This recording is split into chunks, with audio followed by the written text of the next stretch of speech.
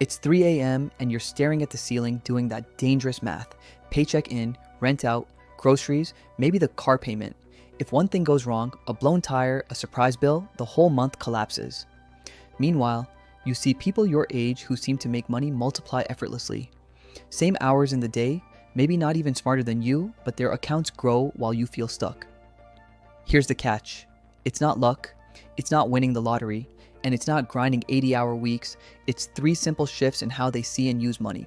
By the end of this video, I'll show you the psychology, the math, and the exact action so you can copy them yourself. My name is Ivan, and I help people understand how simple financial strategies can create extraordinary results. If you're tired of the traditional retirement advice that tells you to work until you're 70 and hope for the best, make sure to subscribe to the channel and hit the like button if this information changes how you think about money, think about school. 2 students study the same hours, but the one who knows the grading system, the key chapters, and how to pace themselves gets the A. The other spins their wheels and barely passes. Money works the same way. Most people grind, they work hard, cut back, hustle, but they're playing with the wrong rules. The wealthy are playing a different game entirely, and these 3 secrets are their playbook. Secret 1, money is a tool, not an emotion. Here's the part no one tells you. Half of adults in surveys say money is their #1 source of stress. It's not work. It's not relationships. It's money.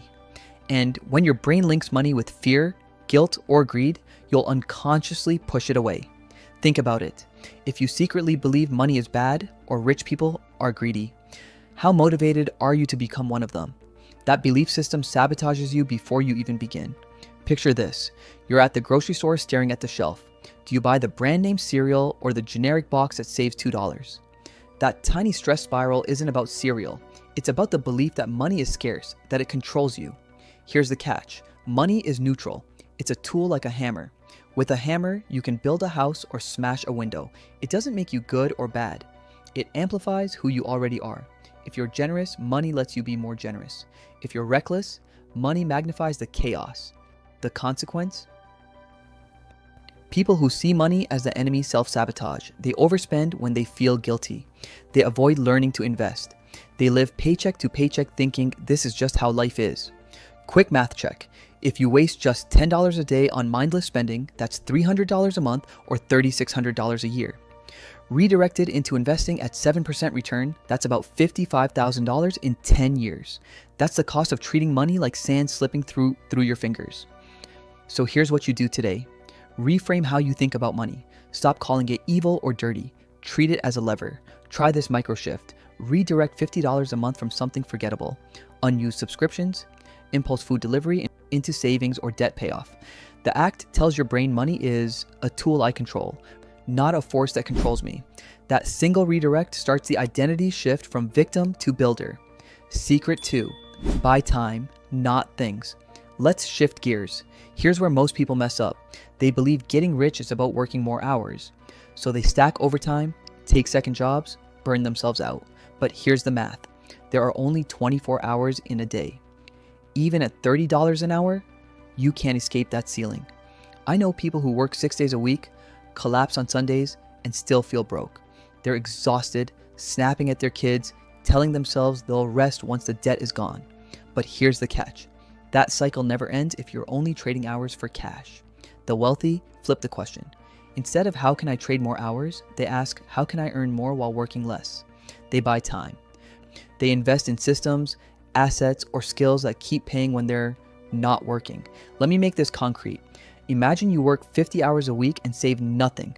Compare that to someone who caps at 40 hours but invests $500 a month into an index fund. At a 7% real return, that grows to about $600,000 in 30 years. The hard worker ends up tired and broke. The investor ends up with options. Here's the catch. When you value time, your spending changes too. You'll gladly spend $200 on a tool that saves you 10 hours, but you won't waste $200 on a status item that costs you future freedom.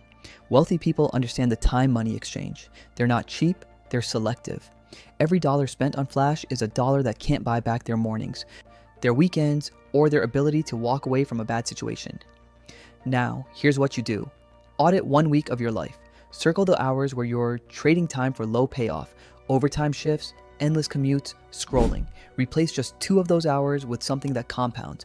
Learning a skill, building a side asset, or exercising to increase energy, that pivot, repeated, compounds faster than any overtime paycheck. You're not just working harder, you're rewiring the return on your time. Secret 3, invest in yourself first. Here's the part no one tells you. Your biggest asset isn't your job, your house, or your 401k. It's you, your skills, health, and network. Rich people know this. Before buying cars or luxury homes, they invest in themselves. Courses, mentorship, books, therapy, training. Why? Because every upgrade to yourself multiplies your earning power forever. Imagine 2 paths. Person A buys a $40,000 car with a loan. Person B takes the same money over a few years and invests it into training, certifications, or starting a side project. 5 years later, Person A has a depreciating car. Person B has higher income, more confidence, and leverage in their career.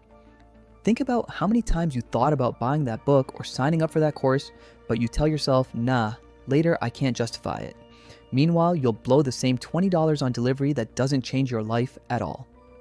Here's a real story. A friend of mine was buried in debt, making barely enough to cover rent. They thought they'd never escape. Instead of giving up, they started small. Free personal finance videos, $10 books, a $29 online course. They didn't have much, but they treated learning as mandatory, not optional.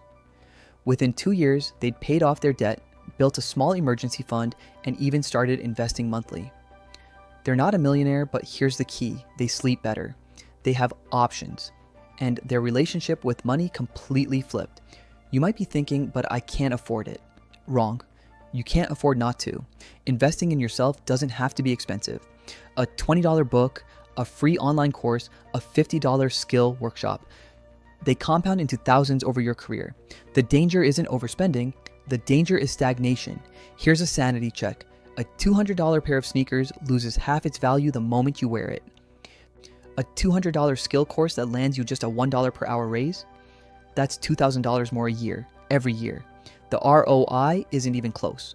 So here's what you do. Pick one self-investment this month. It could be a fitness routine, a skill course, or joining a peer group. Commit to it.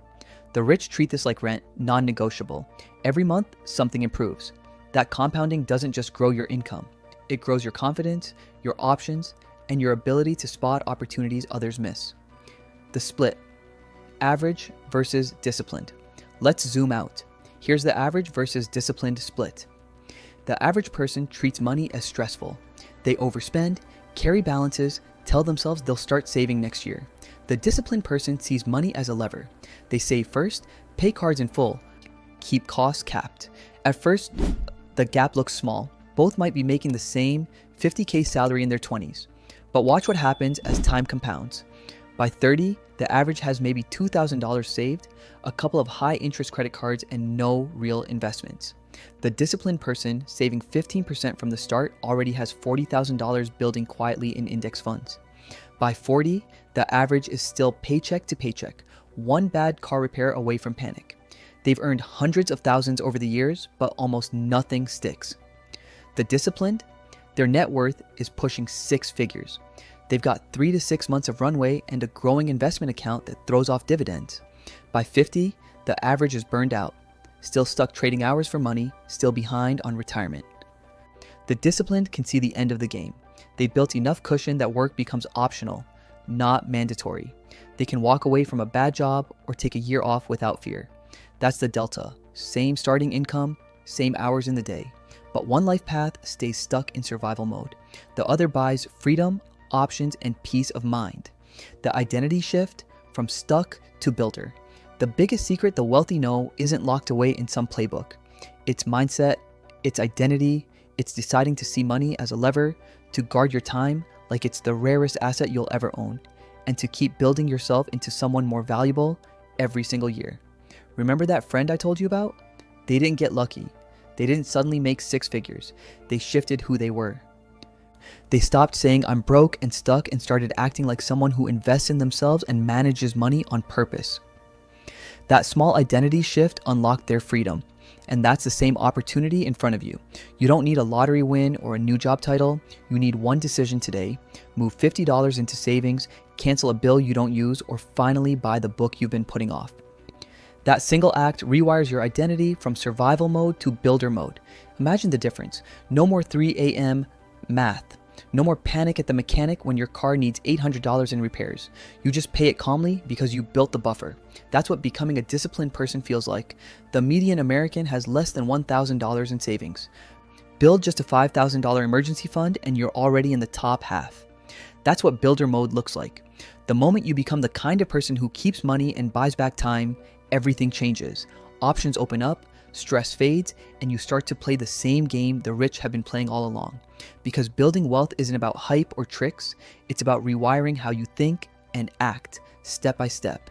And that journey starts right now.